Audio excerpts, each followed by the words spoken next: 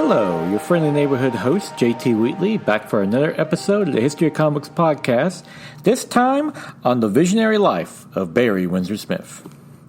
Comic books have had many independent artists throughout the years, but to whose very nature still makes great contributions. A notable one is Barry Windsor-Smith, a British artist whose run on Marvel's Conan the Barbarian in the 1970s helped revive the classic character, along with being one of the best comic books of the decade. However, Windsor-Smith's independent nature also led to numerous clashes through the industry, resulting in him not providing consistent work for most of his career. What he did produce, though, still helped him become one of the greatest comic book artists in recent decades. Barry Windsor-Smith was born Barry Smith on May 25, 1949 in Forest Gate, London, England, a working-class area of East London.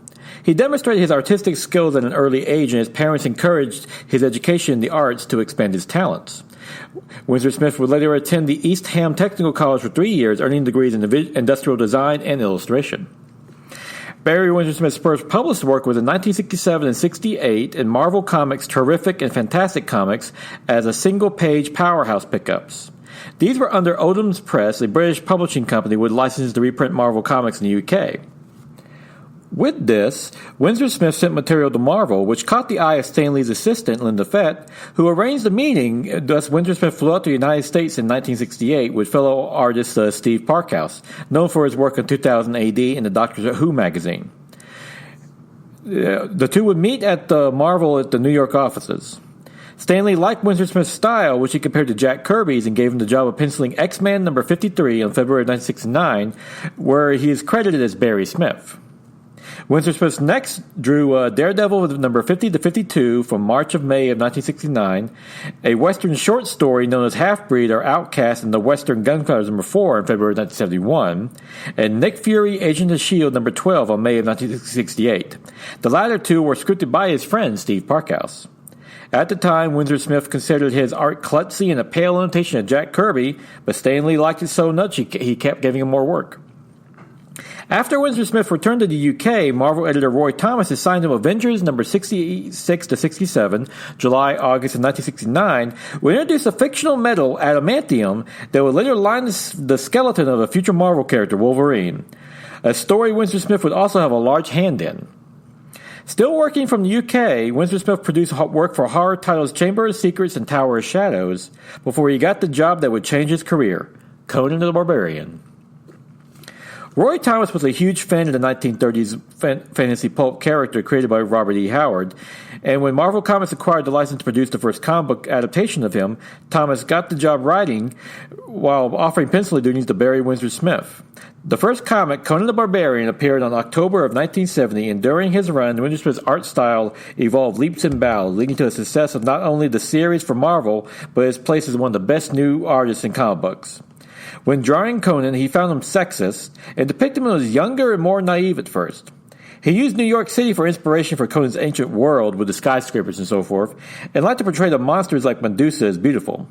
He classicized Conan in Conan Saga number 1 cover, and for his art, Windsor-Smith used black and blue pencils for his comics work. Windsor-Smith would also help with the writing, and with Roy Thomas, they adapted many of Robert E. Howard's classic Conan stories, such as The Frost Giant's Daughter and The Tower of the Elephant, while Windsor-Smith provided covers for much of the series. They also produced original stories, many focusing on Red Sonja, the red-haired warrior woman for the Robert E. Howard's non-Conan stories, which they incorporated into the series. Windsor-Smith would ultimately leave Conan the Barbarian with issue number 24 on March of 1973 due to the deadline issues and his dissatisfaction with the comic book industry. But the legacy he and Roy Thomas created remains one of the highlights on Conan the Barbarian, along with being what many consider one of the best comic book runs in the 1970s. It was this comic, along with the reprints of the original Robert E. Howard book, featuring the brilliant covers of Frank Frazetta, who helped define the look of the character, that revived the Conan the Barbarian as one of the fantasy's great anti-heroes, leading to the 1982 movie starring Arnold Schwarzenegger, which of course launched his career. So in a crazy roundabout way, you could thank Barry Windsor-Smith for the Terminator. During his run on Conan the Barbarian, Barry Windsor-Smith immigrated to the United States in March of 1971. To do so, he had to confirm he was a genius in his field, that being comic books, to the U.S. Immigration Office to get his green card, as the standards were very strict at the time, being under the Nixon administration. Windsor-Smith was given that status of registered genius by the U.S. court, And he jokes to this day his art he submitted is in a file in the U.S. Immigration Office, along with his registration as a registered genius of a comic artist. Moving to New York City at 22, Barry Windsor-Smith originally lived on 57th Street before moving to Montague Street, where he drew 3 issues of Conan despite its sloped floors that gradually sent any furniture that wasn't nailed down to one side of the building. According to his landlord, he said the building was just settling after recent renovations. As a result of these conditions, he crafted what he called his long, drawn-out style, as the sloped floors forced him to elongate his figure work. Finally, Windsor-Smith gave up and returned to England after 3 months. He would work on Conan the Barbarian, edition number 24, as mentioned earlier, with the Song of Red Sonja, having previously introduced the character with Roy Thomas in edition number 23 in February of 1973. Red Sonja was partially based on the Robert E. Howard character Red Sonja, which is spelled Sony, whereas the character in the comic book was spelled Sonja, and Red Sonja was of Ragajanti, which first appeared in the Magic Carpet magazine in January of 1934, and it also took inspiration from Dark Agnes of the Castilian, a female adventurer during the 16th century France. For note, Dark Agnes has since appeared in Marvel as well. For better or for worse, Red Sonja was adapted into 1985 film starring Bridget Nielsen as the title character and Arnold Schwarzenegger as Lord Calidor, a vague Conan ripoff. The film was a financial and critical failure, and Schwarzenegger jokes to this day that Red Sonja is the worst film he has ever made, stating he would punish his children by forcing them to watch it. While there has been attempts to make another film adaptation, most recently with X-Men director Bryan Singer at the helm, nothing has been produced so far. In 1973, Barry Windsor-Smith returned to the United States but was frustrated with corporate work. He lived with his friend Michael Dorrit and was convinced to do the Savage Tales for Marvel, its black and white magazine by Roy Thomas. In the series, Roy Thomas and Windsor-Smith did an adaptation of the story Red Nails, the last Conan story Robert E. Howard wrote, finding the barbarian in a decaying city where residents are resigned to its fate. Due to its dark themes of death and decay, it is considered one of the best of Howard's Conan stories. Appearing in Savage Tales number 2 and 3, it will be considered an instant classic in its own right and has been reprinted several times by Marvel and Dark Horse ever since. Windsor-Smith next adapted Robert E. Howard's Cimmerian poem about a fictional country, and once again starring Conan, appearing in Savage Tales number 2 in 1973. He would adapt Conan's look to match himself, with his long hair and skinnier frame, and found the staging of Red Nails less stressful at first, as he didn't have a set page count for the story. Besides Conan, Barry Windsor-Smith provided art for numerous other Marvel books, such as Kazar Stories and Astonishing Tales number 3 through 6 on December 1970 to June of 1971, and number 10 on February 1971 as well. Windsor-Smith also did 3 more issues of Avengers with number 98 to 100, April to June of 1972, which he would later call a nightmare having to draw so many characters, along with Iron Man number 47 on June of 1972. And then he did Marvel Period number 3 to 4 of July to September of 1972, which featured Doctor Strange and was scripted by Stan Lee. Soon, Windsor-Smith was becoming disillusioned with the comic industry in general, particularly how they treated writers and artists, and would leave for the first time, not producing a comic book until 1983. He did leave some inventory items from Marvel, which were naturally Robert E. Howard stories, Exile in Atlantis starring Cole, and appeared in Savage Sword of Conan number 3 in December of 1974, and The Worms of the Earth starring Bron Mock Warren, another Robert E. Howard character, which appeared in issue number 16 on November 1975. He also inked 10 pages of Jack Kirby's pencils for Captain America's Bicentennial Battles in 1976 for an oversized Marvel Treasury edition. During this time, Barry Windsor-Smith stated he had a spiritual awakening, viewing the world in ways that were, quite frankly, near unimaginable. He wrote about these experiences for the first time in Time Rise in October of 1998, which he best describes in this and his books Opus Volumes 1 and 2. I won't even begin to try to detail it, as I cannot do Windsor's experiences justice. It's best just to read them for yourself if you're interested. Windsor-Smith expanded his visions on this after the reading The Candle in the Vision in 1988 by George William Russell on the advice of a friend. However, these visions and experiences distracted him on his first chapter of Red Nails, with the final pages of 20 to 21 having to be finished in ink by someone else. During this time, he changed his art style, going from delicate fine inks to more spotted and baked. Ultimately, despite being delayed, Red Nails was finished in 1973. With his spiritual visions, Barry Windsor-Smith states that he never does drugs, and he even alcohol doses vision. He even jokes that unless American beer is served ice cold, it tastes horrible. Strangely, he has no interest in astrology, but he does like using their symbols, admitting he's a Gemini. He is interested in philosophy and cosmology as well. Outside of Marvel, Windsor-Smith worked in advertising with Charlie White and even credits the discipline of working in commercial art with helping expand his creativity, along with putting his use of his advertising, design, typography, and other skills he learned in college.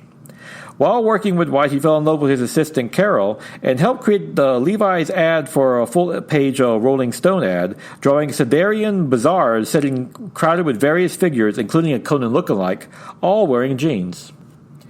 During this period, Barry added his mother's surname to his last name, becoming Windsor-Smith, and with his partner, Linda Lessman, created Gobelins Press, from which he published some limited edition fantasy projects that proved popular.